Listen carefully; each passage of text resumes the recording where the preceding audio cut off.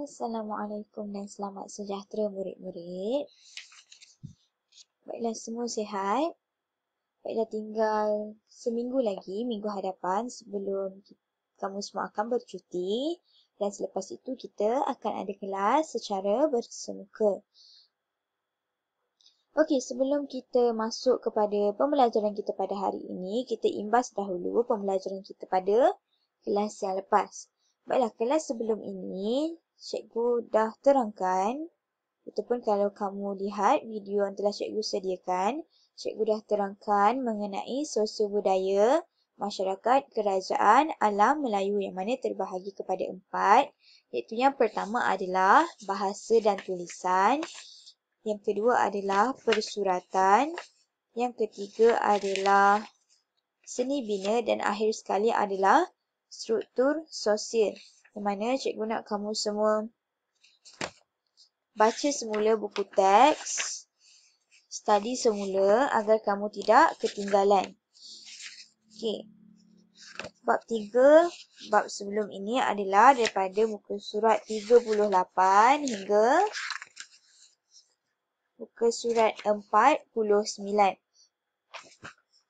Baiklah, untuk kelas kita yang pada hari ini, kita akan masuk kepada bab 4 mengenai agama, kepercayaan dan juga keunikan warisan masyarakat kerajaan alam Melayu. Untuk pembelajaran pada hari ini, objektif yang cikgu harapkan agar murid-murid capai adalah untuk menyenaraikan sekurang-kurangnya satu kepercayaan awal masyarakat kerajaan alam Melayu dan juga menjelaskan penyebaran agama sekurang-kurangnya satu agama sebelum abad ke-15 yang mana merujuk buku teks adalah dalam muka surat 56 dan juga 57. Baiklah, kita teruskan dengan penerangan untuk kelas hari ini. Okey, murid-murid boleh rujuk buku teks muka surat 56 ini dan juga 57 ini. Okey.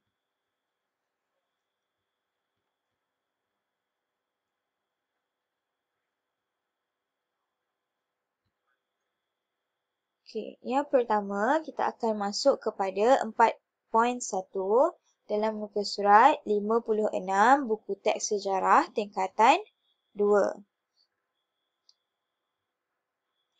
Okey, pengenalan.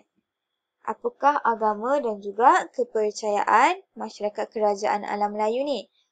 Pertama, cikgu akan terangkan apakah itu agama. Agama ni merupakan satu sistem berkaitan anutan, keimanan dan juga penyembahan terhadap Tuhan. Manakala kepercayaan ini merupakan pegangan yang diyakini dapat menjadi panduan dalam kehidupan. Okey, masyarakat kerajaan alam Melayu ni memiliki agama dan juga kepercayaan yang memberikan panduan, yang memberikan dorongan, yang memberikan guide dalam kehidupan seharian mereka. Samping itu juga, pemerintah kerajaan alam Melayu ni berperanan penting bagi memastikan pengukuhan dan juga kelangsungan agama dalam kerajaannya. Mana kita tahu pemerintah kerajaan alam Melayu ni sebagai orang yang penting. Yang mana dia akan pastikan semua anak buahnya memiliki pengukuhan dan juga kelangsungan agama. Okey, kita teruskan dengan kepercayaan awal. Apakah kepercayaan awal ni? Kepercayaan awal masyarakat kerajaan alam Melayu adalah animisme ataupun dan dinamisme yang berkait rapat dengan alam sekeliling. Cara hidup masyarakat yang hampir sama dekat seluruh alam Melayu menjadikan kepercayaan mereka juga hampir serupa. Kita pergi kepada kepercayaan awal yang pertama iaitu animisme ataupun animism. Pertama sekali, apakah animisme ataupun animism ni? Animisme adalah kepercayaan bahawa setiap makhluk hidupan dan tumbuhan memiliki roh ataupun semangat. Animisme juga berkait dengan kepercayaan terhadap makhluk halus dan penyembahan kepada roh nenek moyang yang telah meninggal dunia yang mereka panggil sebagai hyang. Penyembahan roh nenek moyang ini penting bagi mereka untuk memastikan keluarga yang masih hidup ni mendapat kebaikan ataupun untuk menghindar kesusahan di dunia. Itu adalah animisme. Murid-murid boleh tengok gambar rajah di sebelah kanan ni adalah perayaan hari moyang oleh masyarakat Temuan di Bukit Shiding, Banting, Selangor. Ini adalah kepercayaan animisme yang wujud pada masa kini. Kita teruskan dengan kepercayaan awal yang kedua iaitu dinamisme. Apakah dinamisme ni? Dinamisme ni berkait rapat dengan kepercayaan terhadap kekuatan yang juga dikenali sebagai mana ataupun semangat. Mereka ni berpendapat ataupun mereka ni percaya bahawa setiap benda dan makhluk ni dianggap mempunyai mana yang boleh mempengaruhi kehidupan seseorang. Sebagai contoh yang diberi dalam buku teks adalah mengenai upacara pemujaan semangat tanaman dilakukan agar mendapat hasil tanaman yang subur dan banyak. Boleh lihat gambar rajah di sebelah kanan ini adalah pawang masyarakat Iban menyiapkan makanan korban ataupun mereka sebut sebagai miring semasa sambutan perayaan Hari Gawai. Kita dah habis mengenai kepercayaan awal. Kita teruskan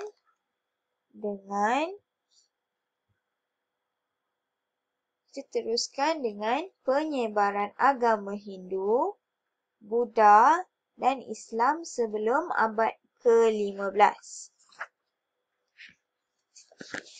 Baiklah, untuk yang ini murid-murid boleh lihat buku teks muka surat 57.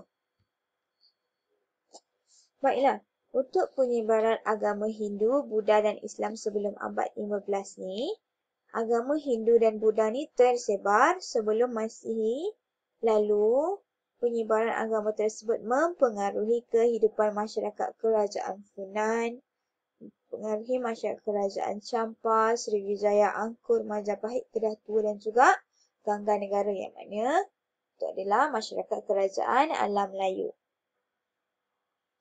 Agama Islam pula tiba di Alam Melayu mulai abad ke-7. Agama Islam seterusnya tersebar dan diamalkan dalam kerajaan Melayu seperti Champa, Majapahit, Kedah dan juga Pasai.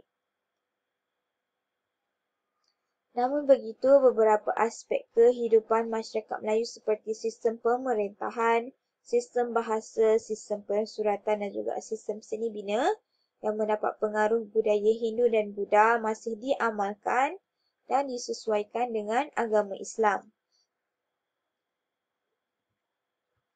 Agama Hindu, Buddha dan Islam ini tersebar ke alam Melayu. Boleh dikatakan berkait rapat dengan peranan mubaligh, pemerintah dan juga perkembangan perdagangan antarabangsa yang berjalan pada ketika itu.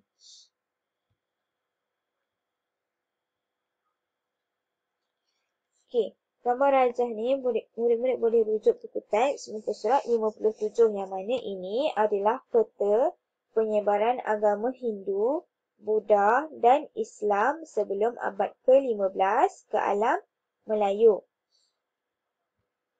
Kalau murid-murid boleh lihat, yang berwarna biru adalah mengenai peta bagi penyebaran agama Hindu. daripada India ke Kedah Tua, Gangga Negara. Okey. India ke Champa. Okey. Yang merah pula adalah peta penyebaran bagi agama Buddha. Okey, ni yang merah-merah ni. Okey, seterusnya yang hijau pula adalah penyebaran agama Islam. Kerana agama Islam tadi tiba di alam Melayu mulai abad ke-7. Okey. Kita dah habis untuk penerangan bagi objektif pembelajaran pada hari ini.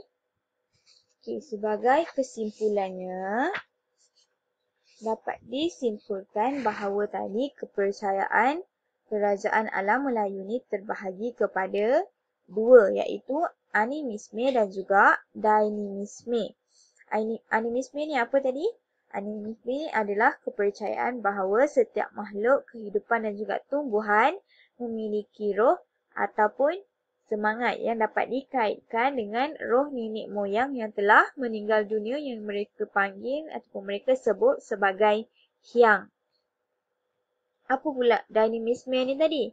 Dainisme ni adalah berkait rapat dengan kepercayaan terhadap kekuatan yang juga dikenali sebagai mana ataupun semangat. Dan macam mana pula penyebaran agama Hindu, Buddha dan Islam sebelum abad ke-15. Okey. Untuk agama Islam tiba dekat alam Melayu mulai abad ke-7. Agama Islam tersebar dan diamalkan dalam kerajaan Melayu seperti Champa, Majapahit, Kedah dan juga Pasai.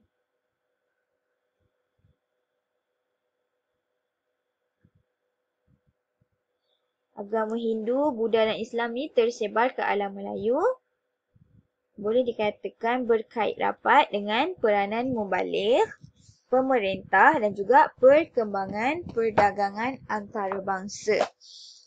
Okey, untuk latihan pada hari ini, cikgu akan bagi latihan yang murid-murid boleh rujuk dalam grup WhatsApp kelas kamu.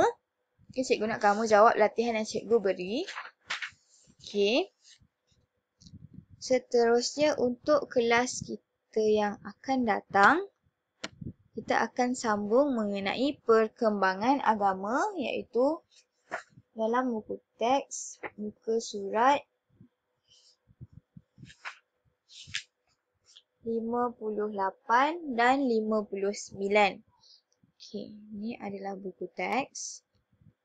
Okey, cikgu nak murid-murid baca dahulu muka surat 58. Ini perkembangan agama, iaitu kerajaan Funan, Angkor, Champa, Sriwijaya. Ini adalah 59, Majapahit, Kedah Tua dan juga Gangga Negara. Cikgu nak kamu semua baca dahulu. Seterusnya cikgu akan terangkan dalam kelas kita yang seterusnya. Baiklah, itu sahaja untuk kelas kita pada hari ini. Cikgu harap murid-murid faham. Jika terdapat sebarang soalan, murid-murid boleh ajukan kepada cikgu dalam grup WhatsApp kelas ataupun PM cikgu secara personal. Boleh ya?